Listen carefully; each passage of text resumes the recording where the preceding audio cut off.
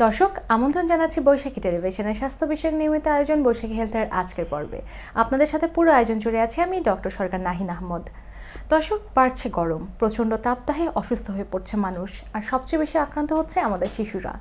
শিশুদের মৌসুমী স্বাস্থ্য সমস্যা, এটি আজকে আমাদের আলোচনার বিষয়। আর এ বিষয় নিয়ে আলোচনা করতে স্টুডিওতে আজকে আমাদের সাথে উপস্থিত হয়েছেন একজন বিশেষ অতিথি। আছেন স্বনামধন্য শিশু বিশেষজ্ঞ ডক্টর মালিহা আলম সিমি, সহকারী অধ্যাপক, শিশু বিভাগ, ঢাকা মেডিকেল কলেজ হাসপাতাল, chamber, long life diagnostic and consultation centre limited, Kalabagan, Dhaka. চলে যাচ্ছি ম্যামের কাছে। আসসালামু আলাইকুম ম্যাম, স্বাগত জানাচ্ছি আমাদের আজকের অনুষ্ঠানে। কেমন আছেন? ওয়ালাইকুম আসসালাম, আলহামদুলিল্লাহ ভালো আছি। ধন্যবাদ আপনাদের এই অনুষ্ঠানে আমাকে আমন্ত্রণ জানানোর জন্য। ধন্যবাদ ম্যাম, আপনাকেও।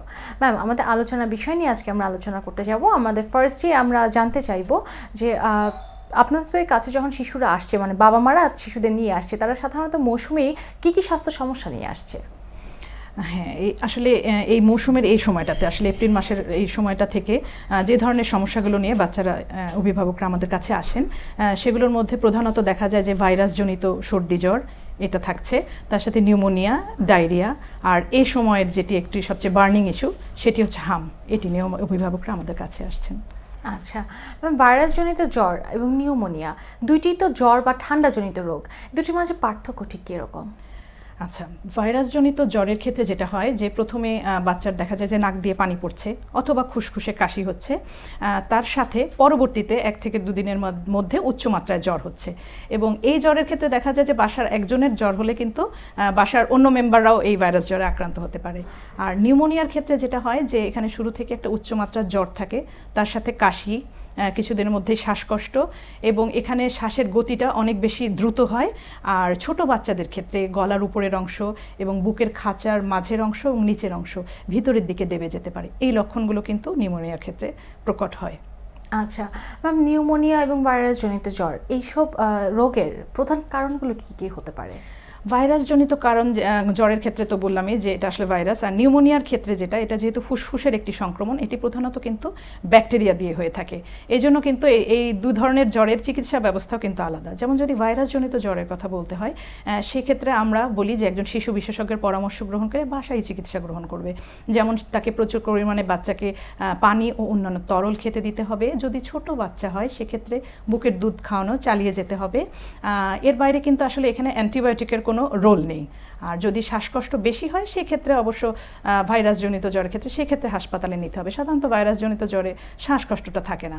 কিন্তু নিউমোনিয়ার ক্ষেত্রে যেহেতু এটি একটি ইমার্জেন্সি এবং বাচ্চার বুকের খাঁচা দেবে যায়, শ্বাসকষ্ট হয় বা শ্বাসের গতি অত্যাধিক হারে বেড়ে যায়, এই ক্ষেত্রে আসলে বাসায় রেখে কোনোভাবেই চিকিৎসা প্রদান করা সম্ভব নয়। এই ক্ষেত্রে অবশ্যই শিশুকে হাসপাতালে নিতে হবে। লক্ষণগুলো প্রকাশে পাওয়ার সাথে সাথে আমরা হাসপাতালে নিয়ে যাব? হ্যাঁ, সাথে সাথে নিতে হবে। এবং হাসপাতালে আনা মাত্রই কিন্তু আমরা বাচ্চাকে যেটা করি যে অক্সিজেন দেই, তার সাথে জ্বরের জন্য প্যারাসিটামল এবং একটি অ্যান্টিবায়োটিক স্টার্ট করি, যেটা কিন্তু আসলে ভাইরাসজনিত জ্বরে কিন্তু কোনো অ্যান্টিবায়োটিক লাগছে না। এখানে আমরা একটি অ্যান্টিবায়োটিক স্টার্ট করি এবং ফুসফুসের ধরন অবস্থা বুঝে সেখানে আমরা নেবুলাইজ দেওয়ার প্রয়োজন হলে সেটি দেই। আর ছোট বাচ্চার ক্ষেত্রে শ্বাসকষ্ট কমে আসলে বুকের দুধটা কিন্তু চালিয়ে যেতে বলি। আচ্ছা ম্যাম, আপনি সমকালীন স্বাস্থ্য সমস্যার ব্যাপারে আরেকটি স্বাস্থ্য সমস্যার কথা তুলে ধরেছিলেন, যেমন ডায়রিয়া সম্পর্কে একটু জানতে চাইবো।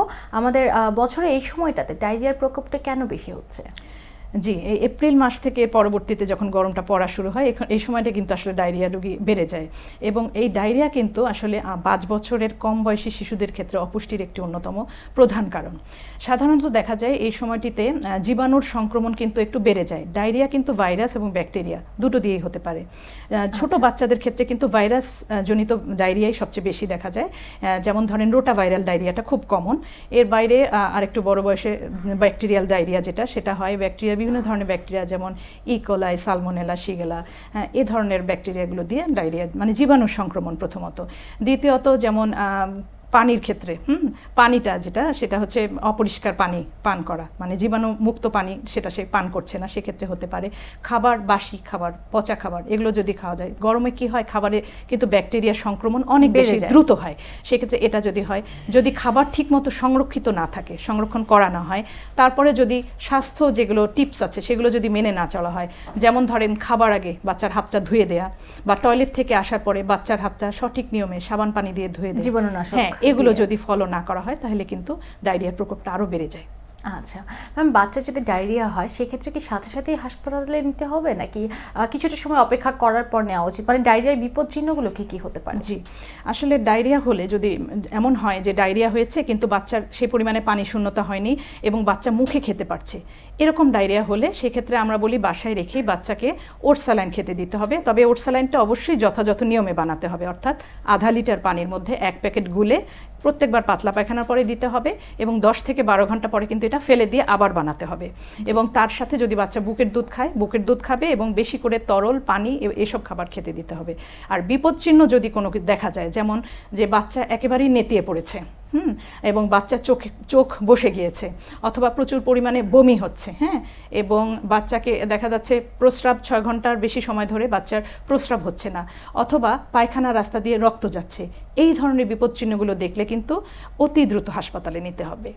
আচ্ছা ম্যাম, আমাদের এখন পুরো বিশ্ব জুড়ে কিন্তু হামের প্রাদুর্ভাব দেখা দিচ্ছে। হামের সংক্রমণের হার অনেকখানি বেড়ে গিয়েছে, জায়গায় জায়গায় শিশু মৃত্যুর খবর শুনতে পাচ্ছি আমরা। এই হামের লক্ষণগুলো ঠিক কী কী হতে পারে? জি, আসলে এই সময়টাতে এটি একটি আলোচিত বিষয়। হাম ছোট থেকে বড় আসলে সবাই এটা নিয়ে একটি শঙ্কার মধ্যে এই সময়টা পার করছে। তা হামের ক্ষেত্রে আসলে যদি হাম আক্রান্ত ব্যক্তির সংস্পর্শে আসা হয় তাহলে 10 থেকে 14 দিনের মাথায় হামের লক্ষণগুলো দেখা যায়। যেমন ছোঁয়াচে? হ্যাঁ, এটা অবশ্যই অতিমাত্রায় ছোঁয়াচে, হাম অতিমাত্রায় ছোঁয়াচে রোগ। এবং এখানে দেখা যায় যে প্রথমে উচ্চমাত্রার জ্বর আসছে, তার সাথে বাচ্চার কাশি অথবা নাক দিয়ে পানি পড়া, অথবা চোখ লাল হয়ে যাওয়া, চোখ দিয়ে পানি পড়া, এই লক্ষণগুলো প্রকাশ পায়।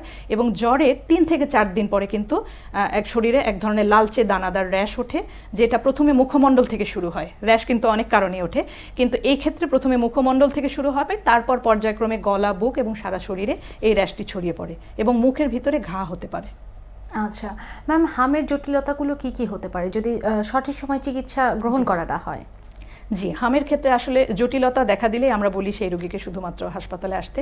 এই জটিলতাগুলো জানতে হবে, যেমন হাম হয়েছে তার সাথে শ্বাস প্রশ্বাস দ্রুত হয়ে যাচ্ছে, অথবা শ্বাসকষ্ট দেখা দিচ্ছে, তার মানে নিউমোনিয়া, তারপরে মারাত্মক রকমের পাতলা পায়খানা হচ্ছে অর্থাৎ ডায়রিয়া, কান দিয়ে পানি পড়ছে অথবা পুজ আসছে, তারপরে মস্তিষ্কের প্রদাহের যদি কিছু লক্ষণ দেখা দেয়, যেমন খিঁচুনি হচ্ছে, অথবা তার আচরণে কোনো অস্বাভাবিকতা পরিলক্ষিত হচ্ছে, বাচ্চা একেবারেই নেতিয়ে পড়ছে, বাচ্চাকে কোনো ক্রমেই কিছু খাওয়ানো যাচ্ছে না, হ্যাঁ, এইসব ক্ষেত্রে, এবং যদি প্রস্রাব দেখা যায় যে 6 ঘন্টার মধ্যে বন্ধ আছে, এসব লক্ষণ দেখা দিলে অবশ্যই শিশুকে হামের জন্য এই হাসপাতালে নিতে হবে।